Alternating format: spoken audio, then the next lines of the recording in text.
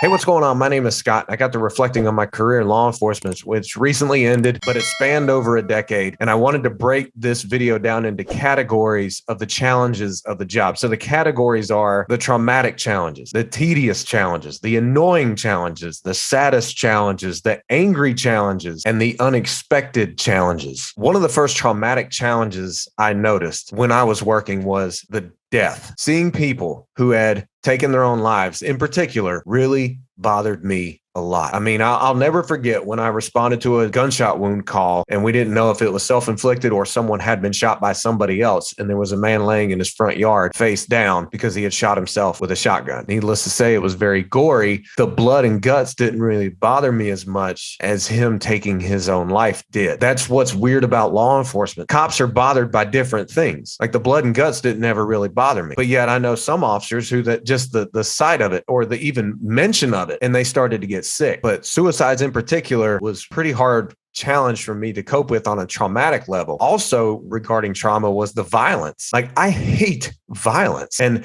when people would fight me or when people would pose a threat to me, I hated it. That's why I trained martial arts, because I wanted to increase my odds of survival and I wanted to do it effectively and efficiently for safety reasons for the other person as well. And you know, I could get on my soapbox about how I really believe police officers need more self-defense training. I hated the violence. I hated seeing people fighting. I saw one guy who got hit by a car because a lady was trying to peel out of a parking lot as fast as possible. He gets in front of the car. She hits him like right in front of me. Fortunately, he wasn't seriously hurt, but that bothered me. I didn't like seeing that. My mind just kept playing it over and over again and trying to make sense of it. And therefore, I was reliving the experience. And this happened numerous times. So some solutions I present to you if you're in law enforcement or if you're not working in it, but you're still feeling the effects of the challenges you go through. When it comes to trauma, try to think of it third person. I've mentioned this before. This is how I was treated. Rather than thinking of it first person, like you're still going through it, see yourself in the situation. No, really, see yourself in the situation, not be in the situation again mentally. But when you think about it, look at yourself going through it and you're thinking about it from a third person perspective. I'm not a doctor, so this is not medical advice. This is how I was treated. And this is what I encourage you to do, or at least to look into this form of treatment. It was very effective for me. The next thing, which I briefly mentioned it, but you really have to continuously seek training opportunities. And yes, you're probably going to have to spend your own money on these training opportunities. I have spent thousands, or at least I did spend thousands throughout my law enforcement career on self-defense training. And it helped me so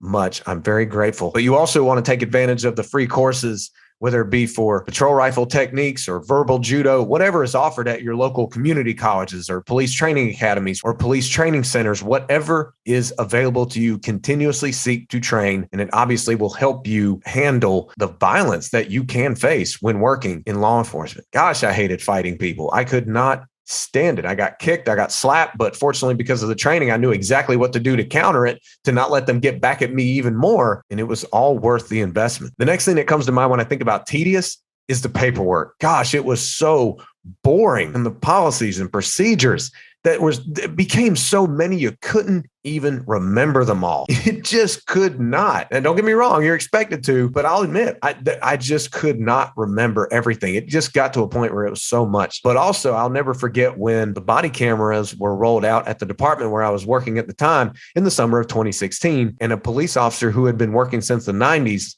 looked at a few of us and said, "It's official. I'm no longer smart enough to work as a police officer," because they were talking about how we needed to create an account, log in, and then tag every video on a website that we had never seen before.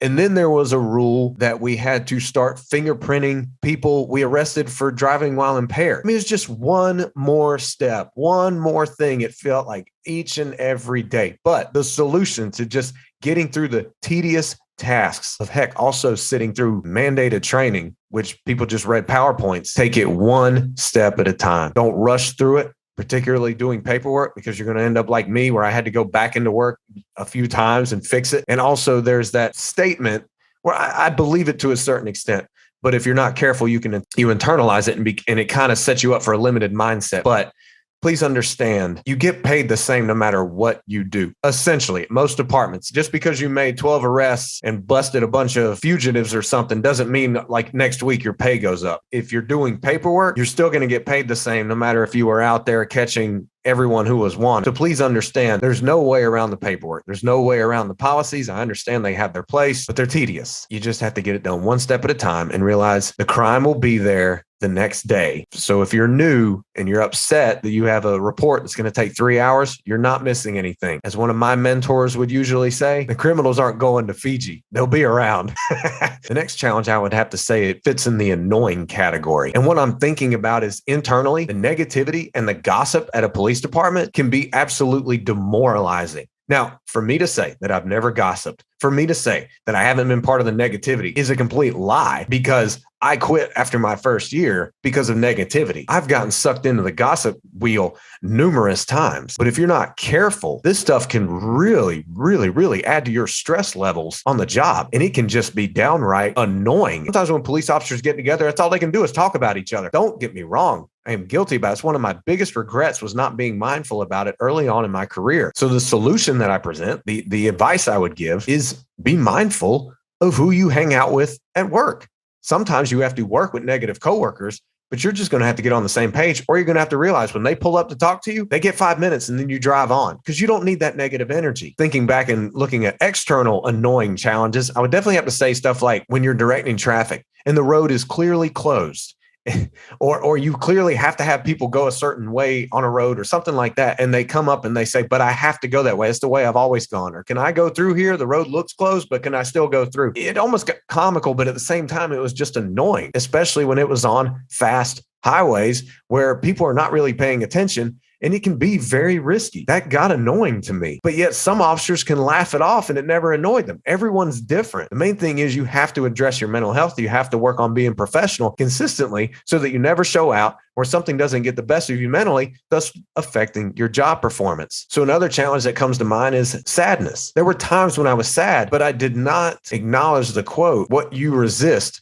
persists. What made me the saddest was seeing children who were living in horrific households. The family members were bringing in people the kids didn't even know, whether it be a drug house or whether it was an actual gang house where there were gang members hanging out. And the kids had to see this kind of stuff. It just broke my heart. And I wouldn't even acknowledge the sadness to it. I would just kind of stuff it away, just internalize it. I would just kind of bury it due to the fact I was fighting the sadness. It just persisted. So my thing is this, when you encounter something very sad in law enforcement, acknowledge it. Don't give the phrase, I'm fine. If something was sad, then it's all right to say, yeah, wow, that's sad. Or I was saddened by that. You're a human being. You're going to experience emotions. And of course, if you see a child who's in a home where they're being abused or they have criminals in and out of their house and they don't even know who these people are, of course you're going to be sad about that. And there's many other things that law enforcement encounters that can be very sad. So acknowledge it, but also continuously do the third person thing where you're not reliving it